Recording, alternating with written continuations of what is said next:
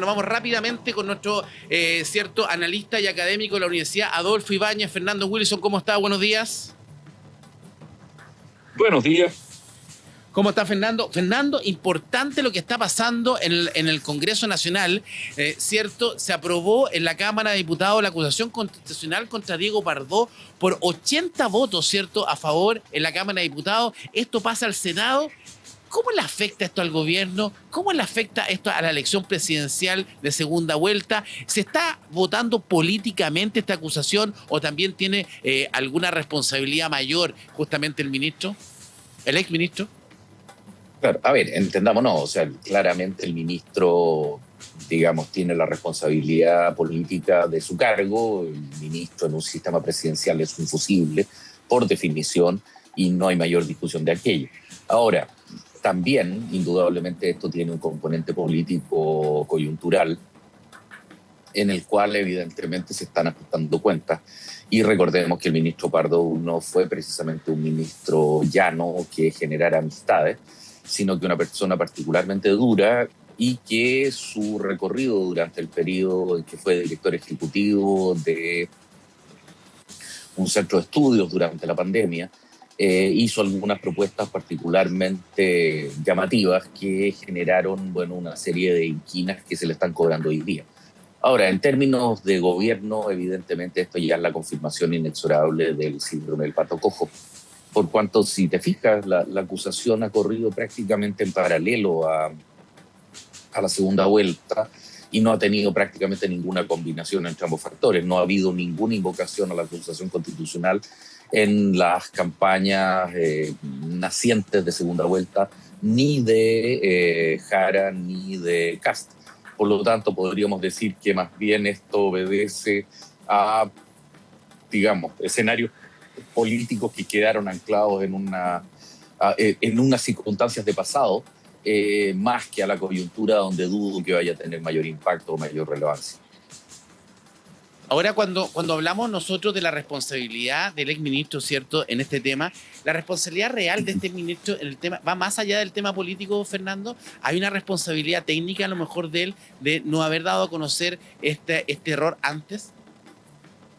A ver, indudablemente él mismo ha reconocido que no hizo pública información que obraba en su poder desde hacía por lo menos un año antes. Y eso indudablemente es, digamos, algo acusable políticamente. Si tiene la gravedad o no para aquello, eso es opinable y corresponderá a los parlamentarios tomar la decisión. Ayer la tomó la Cámara de Diputados, próximamente lo tendrá que tomar el Senado. Pero en términos estrictos, no podemos olvidar que el ministro es un encargado político. Evidentemente los órganos técnicos, la Comisión Nacional de Energía y distintos órganos, digamos, de esas características, corren por carriles completamente distintos y respecto a ellos se ejercerán las responsabilidades técnicas específicas. Pero el ministro Pardo no puede escudarse en que representaría o en decisiones de orden técnico cuando la acusación constitucional ya ha derivado en, digamos, derechamente una herramienta de vindicta política. Y por favor, o sea, si es que se habla de injusticia en esta acusación constitucional, recordemos la de Harald Beyer, es decir, ya se ha instalado un sistema a través del cual la acusación constitucional es un instrumento de ajuste de cuentas políticas, algo que está claramente lejos de su origen y su sentido político institucional real. Es que a eso yo quería llegar, Fernando, porque claro, siempre se han ocupado las acusaciones constitucionales para sacar un tema de cuentas políticas, pero pareciera que esta de verdad se merece una acusación constitucional. Parece que este es el primero que realmente se la merece, ¿o no? O sea, se juntó el hambre con las ganas de comer, digamos. O sea, de alguna manera se dio un caso donde efectivamente hay errores graves. El hecho de que se haya mantenido escondido durante más de un año la información de Transelec, que estaba incluso hasta ofreciendo devolver los dineros recaudados de manera excesiva. Y también el hecho de que se haya mantenido escondido el tema del error del doble cobro IPC.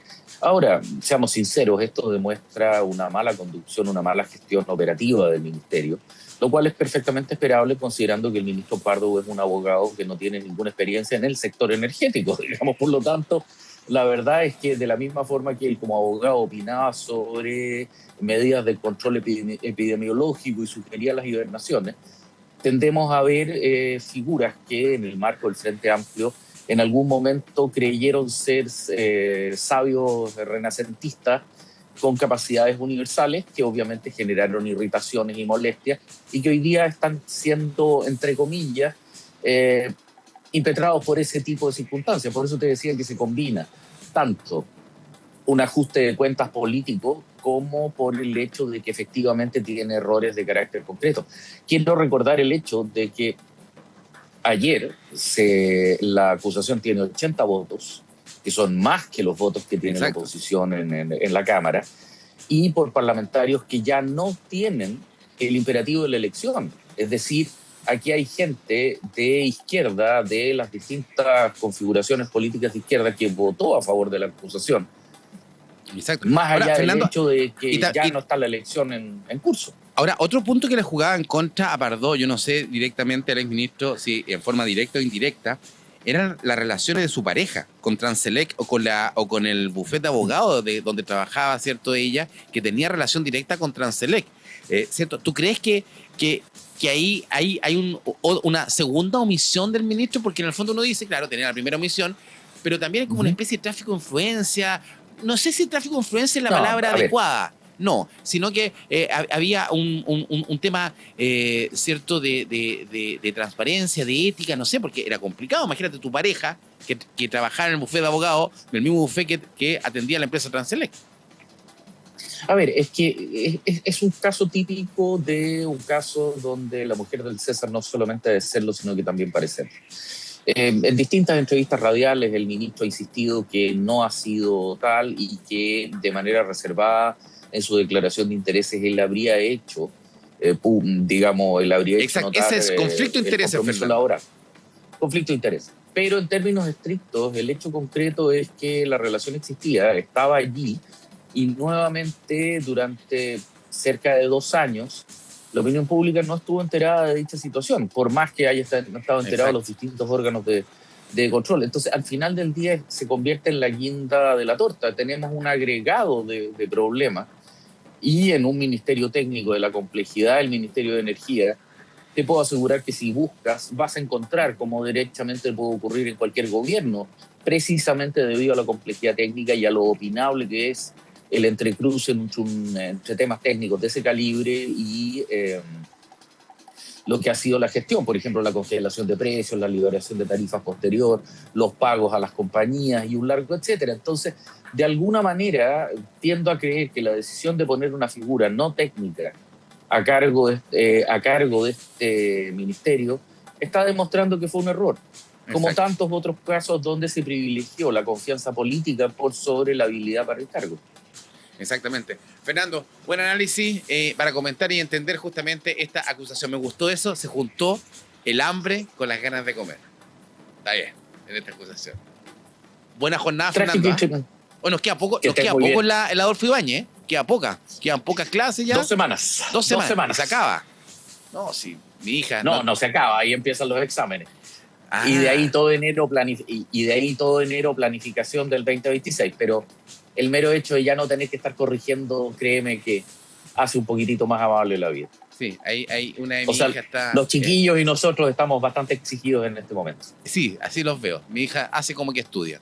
Ya, muchas gracias, Fernando. Eso es otra cosa. Gracias, Fernando. Hasta luego.